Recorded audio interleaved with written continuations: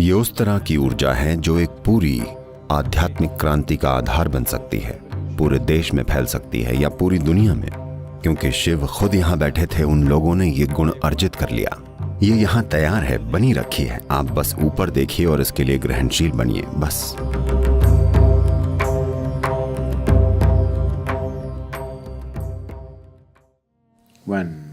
जब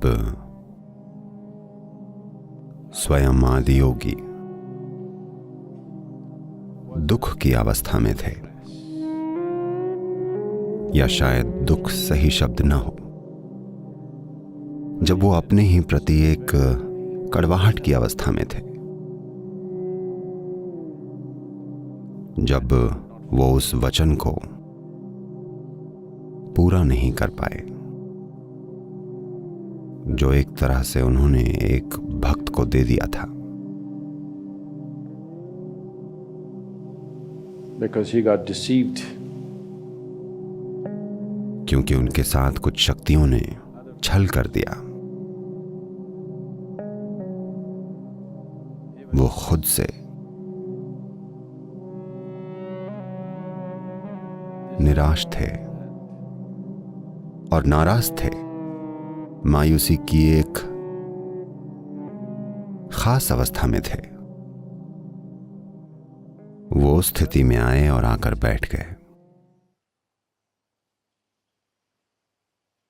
शायद आप में से ज्यादातर ये कहानी जानते हों कि वो ऐसे क्यों हो गए थे। आसान शब्दों में कहें तो एक दक्षिण भारतीय महिला, दक्षिण के भी दक्षिण में, उपमहाद्वीप का वो सिरा जो आज एक अरसे तक जिसे नागरकोइल के नाम से जाना गया, जिसका मतलब है सर्प मंदिर, आज उस सिरे को कन्याकुमारी कहा जाता है, जहां 3 सागर मिलकर एक हो जाते हैं। तो एकदम नीचे दक्षिण की ओर एक स्त्री भक्त ने उनके लिए अपना प्रेम जताया और कहा, उसने उनके लिए एक डेट तय कर दी। नहीं, वो उन्हें डेट नहीं कर रही थी, उसने उनके लिए एक तारीख निश्चित की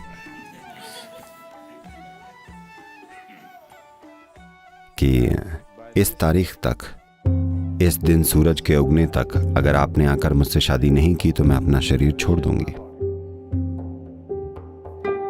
तो जब उन्होंने उसकी ओर देखा, जब उन्होंने दक्षिण की ओर देखकर और उस तीव्रता को देखा जिससे वो ये बात कह रही थी, तो वो जान गए कि यह वास्तविक है। That she's actually going to leave her body if he does not make it. कि वो सचमुच अगर वो नहीं पहुंचे तो अपना शरीर छोड़ देगी। तो उन्होंने हिमालय के ऊपरी इलाकों से होकर नीचे दक्षिण की ओर अपनी यात्रा शुरू कर दी। तो वो बस आखिरी तारीख तक पहुंचने की कोशिश में है, लेकिन वहां कितने ही ऐसे लोग हैं जो नहीं चाहते कि वो एक दक्षिण भारतीय औरत से शादी करें। इसलिए उन्होंने उनके रास्ते में अलग अलग तरह की रुकावटें खड़ी की, पर वो उन सबको अनदेखा करके आगे बढ़ते रहे। जब वो उस जगह के बहुत नजदीक पहुंच गए, जब वो बस 22 किलोमीटर दूर थे, तो उन लोगों ने किया ये कि उन्होंने कपूर का एक बहुत बड़ा ढेर लगाया और उसे जला दिया बहुत दूर। सुबह सुबह जब धुंध होती है तो हवा में मौजूद पानी का हर कण एक मैग्नीफाइंग ग्लास की तरह काम करता है और वो इतने विशाल तरीके से जला कि वो असल में सूरज के उगने जैसा दिखाई दिया। तब उन्होंने उनसे कहा, सूरज ऊपर आ गया है, उसने वैसे भी अपना शरीर छोड़ दिया होगा, आप वहां किस लिए जा रहे हैं? He was just 22 kilometers away from that place. वो उस जगह से बस 22 किलोमीटर दूर थे। तब उन्होंने देखा कि पूरा इलाका सूरज के उगने जैसा जगमगा रहा था, जो असल में एक कपूर का पहाड़ था जिसे उन्होंने जलाया था। वो खुद से पूरी तरह निराश हो गए कि वो समय रहते पहुंच नहीं पाए और वो वापस मुड़ गए। तो उस जगह को आज सुचिंद्रम के नाम से जाना जाता है। वो इस रास्ते से गए, वो इस पहाड़ पर ऊपर गए और वहां बैठ गए, निराश, नाराज, अपने मन में कड़वाहट लिए। वो वहां आनंद में नहीं, वो वहां भीषण तीव्रता में, क्रोध में बैठे, किसी दूसरे से नहीं बल्कि खुद की असफलता पर।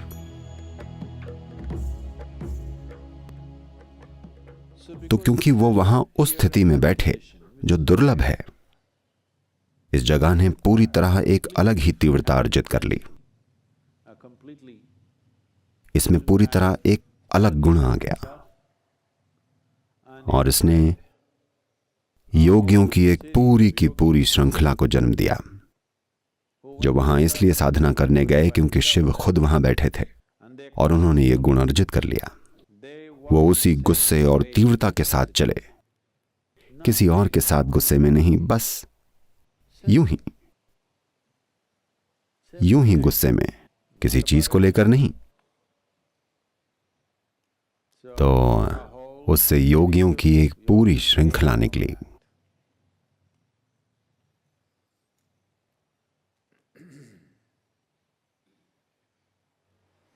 If you've seen the pictures of Sadguru Sri Brahma, अगर आपने सद्गुरु श्री ब्रह्मा की तस्वीर देखी हो, वो ऐसे दिखते हैं कि वीरप्पन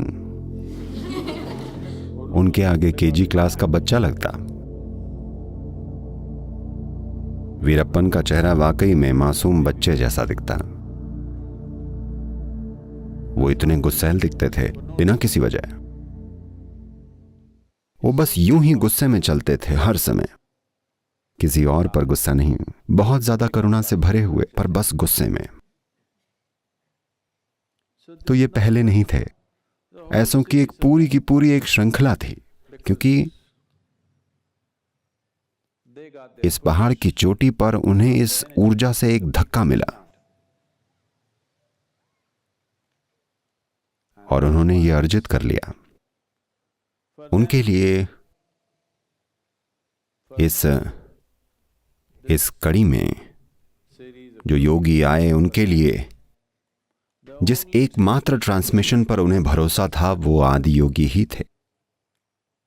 वो उस तरह के नहीं हैं जो किसी और चीज का भरोसा करें।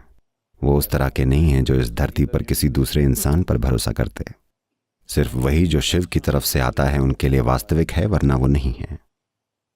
तो वो इस ऊर्जा में विकसित हुए, क्योंकि यहां आदि योगी एक खास तरह के गुस्से, निराशा और अपने भीतर एक कड़वाहट की स्थिति लेकर बैठे थे।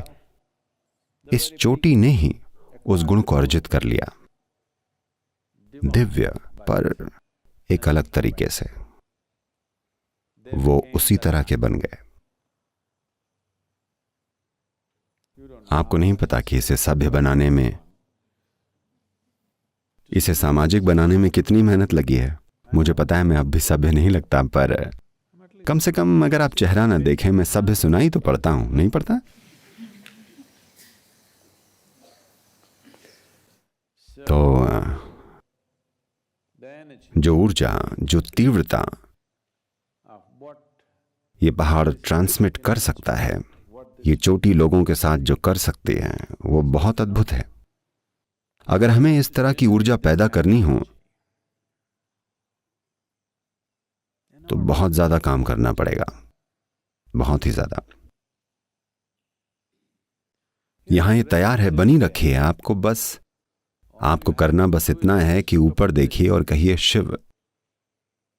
आपको करना बस ये है कि इसकी ओर ग्रहणशील बनना है, बस।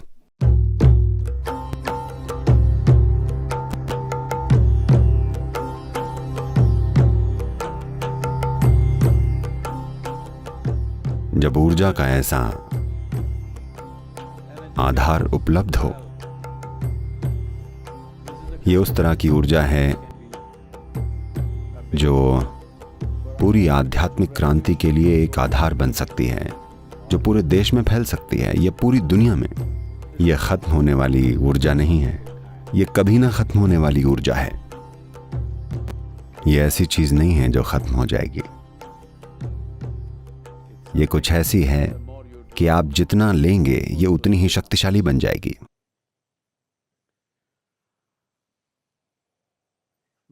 हम चाहेंगे कि ऐसा पूरी दुनिया के साथ हो, पर मैं सोचता हूं कि अब मैं बूढ़ा हो रहा हूं तो इन दिनों जरा साधारण सोच रहा हूं। मैं सोच रहा हूं कम से कम वो लोग जो तमिलनाडु में पैदा हुए हैं, उन्हें तो इस ऊर्जा के संपर्क में आए बिना अपना जीवन नहीं गुजार देना चाहिए। कम से कम उन 6 करोड़ 20 लाख लोगों के साथ ऐसा जरूर होना चाहिए।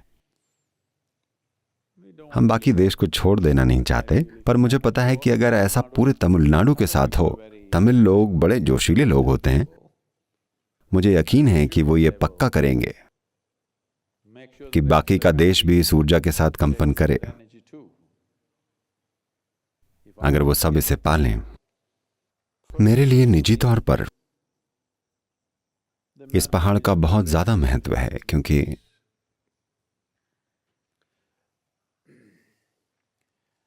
मेरे गुरु ने भी यहीं अपने शरीर को छोड़ना चुना, और मैंने आज तक उस जगह पर कदम रखने की हिम्मत नहीं की है। मुझे पता है कि वो कहां है, पर मुझ में आज भी उनकी समाधि पर पैर रखने की हिम्मत नहीं है, इसलिए मैं उससे दूर रहता हूं फिलहाल के लिए। तो ये मंदिरों के पहाड़ जैसा है। अगर आपको उस तरह की ऊर्जा का निर्माण करना हो, उसके लिए जो लगता है वो आसान नहीं है। ये बिल्कुल भी आसान नहीं है। ये असाधारण काम होगा। ये इतना महान होगा कि एक इंसान के लिए लगभग असंभव सा काम है, पर यह सब किया जा चुका है और तैयार रखा है बिल्कुल प्राकृतिक रूप में। अगर हम इसे काम में नहीं लेते तो ये बहुत बेवकूफ़ाना होगा। खासतौर से लोकल जनता के लिए ये बहुत ही बेवकूफ़ी भरा होगा कि वो इस ऊर्जा का लाभ न लें, क्योंकि ये इंसान होने की हर चीज को रूपांतरित कर सकती है। और हम और ज्यादा गुस्से वाले योगी पैदा कर सकते हैं, जो शानदार लोग हैं पर जिन्हें दयालु और कोमल और करुणामय होने का दिखावा नहीं करना होता। वो बस वैसे हैं जैसे वो हैं। वो बिल्कुल वाइल्ड की तरह हैं। वो जंगल में एक बाघ या हाथी की तरह हैं जो हर चीज को रौंदता हुआ आगे बढ़ता है, पर वो जो भी करता है वो फिर भी उपयोगी होता है।